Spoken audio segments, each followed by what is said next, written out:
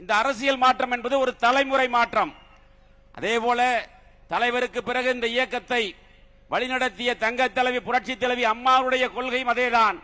தீய சக்தி திமுகவை ஒழிக்க வேண்டும் என்று நோக்கத்தோடு தமிழகத்தினுடைய முன்னேற்றத்திற்காக தன் வாழ்நாளை அர்ப்பணித்த தலைவி தங்க தலைவி புரட்சி தலைவி அம்மா அவர்கள். அம்மாவுடைய மறைவிற்கு பிறகு இந்த மேடையில் வீட்டிருக்கக்கூடிய முன்னாள் அமைச்சர்கள், சட்டமன்ற உறுப்பினர்கள், அனைத்து இந்திய அண்ணா திராவிட முன்னேற்ற கழகத்தை சார்ந்தவர்களுடைய துணையோடு 4 ஆண்டுகள் 2 மாதம் அம்மாவுடைய அரசு நடந்தது. இப்பொழுது பொதுச் செயலாளராக இருக்கக்கூடியவரை நாங்கள் எல்லாம் சேர்ந்துதான் பொதுச் செயலாளராக உருவாக்கினோம். ஆனால் அவருடைய தவறான முடிவுகளால் இன்று இந்த இயக்கம் தள்ளாடி கொண்டிருக்கிறது என்பதற்கு இதுதான் மிகப்பெரிய உதாரணம். உண்மையை சொன்னால் துரோகி என்று சொல்கிறார்.